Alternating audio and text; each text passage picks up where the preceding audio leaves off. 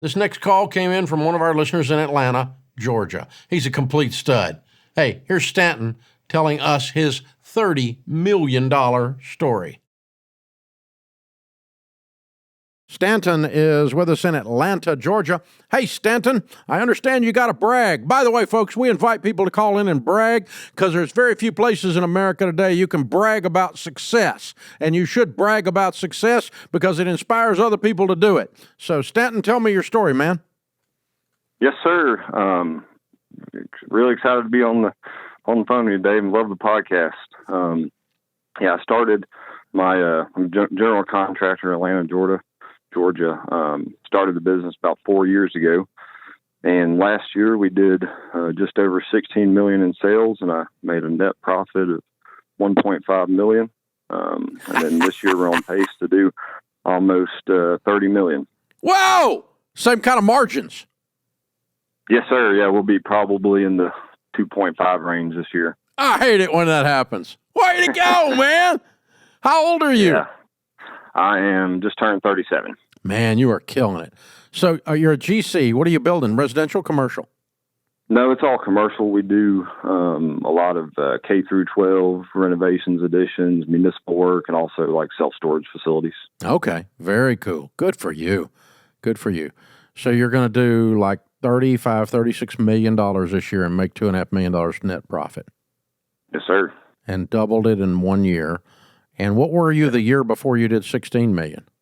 We did just over 11. So we did 2, 7, 11, 16, and then we'll be over 30 this year. Okay. Did you grow up in the business? Yeah, I worked in construction through college. I studied civil engineering. And then that's really kind of where I got introduced to you in college. I started the baby steps. When I was in college, I had $20,000 in student loan. When I ran into you, and I was like, all right, I got to get rid of that. So after I graduated, within the first year, I got that paid off. And then been debt free. Then we got a house. I tacked the house, got the house paid off.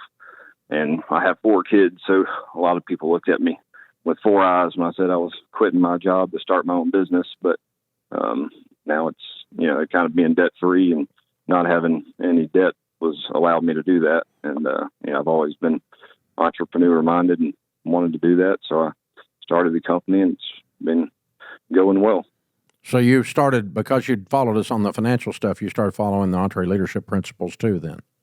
Oh, yeah. I read the book a couple years before I started the company, and so much I learned from the book. I've been following the podcast ever since, and really love, and when the first episode I heard with you doing the podcast, I loved it with all the different posts, but really been enjoying it with you. But yeah, so many stuff I've learned from, just from the book. And, I think probably the biggest thing that I would say to our success that I learned from the book is just like how, and one of the reasons I really wanted to start the company, because the last company I worked for didn't do this, but was just really, the people are what make this thing happen, and really caring about the people, taking care of the people. We've had people have been out sick, and we paid them through that. And it's really seen returns because we have such a loyal team here that's on board and helping me grow this thing. Yeah. It's amazing when you treat other people like you'd want to be treated, word gets out. Yeah. Yes, sir. And all of a sudden good people say, that's a good place to work over there. They love their people. They take care of them. And then you can attract talent that way. When you crap on everybody like corporate America does, and they wonder why they can't get good people. Well, that's why, because they know they're going to get crapped on. And so, absolutely, man, you're killing it. I'm so proud of you. Very well done, sir. Very well done.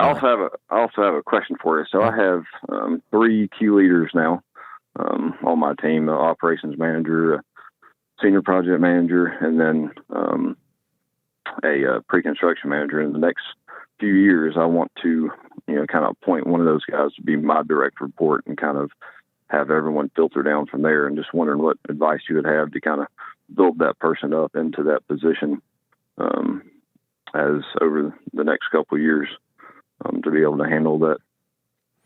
It's just developing bench depth is what it amounts to, and developing your bench to where they can do that. The big thing is anytime you have the opportunity to pull them aside and mentor them on something beyond their current job, on an issue that would be something you would deal with, Just go, hey, I just want to take a second and show you this is the way I'm going to handle this thing over here. I know it doesn't apply to you today, but I want you to see how I'm going to handle this thing. Or let them sit in the meeting while you're handling it even. And then you can start to telegraph to the team by handing a few of those things to them before they're given the title. And then it's kind of like the best succession plans in general. In your case, the best promotion plans are gradual. And then when you make the announcement, so-and-so is going to be the new vice president of operations, he'll report to me. The rest of the company is going to, funnel up through him or whatever title you give them. Then when you make that announcement, no one's going to get whiplash. They're going to go, oh, I kind of thought he already was. Yeah. Because you've been kind of handing stuff over there, dropping stuff on him. He's been picking that stuff up with the idea that he started to look like that position already even before you made the formal announcement. And then he will, obviously he will have had the people skills to have earned the trust of the team before you do that. And then there's no political whiplash with the guy, the other guy that's similar position to him that thought he was going to get it because he didn't think he was going to get it. And if that guy's there, he will have already exited. Once he sees he's not going to get it by the way you're treating guy number one, the other guy will bail.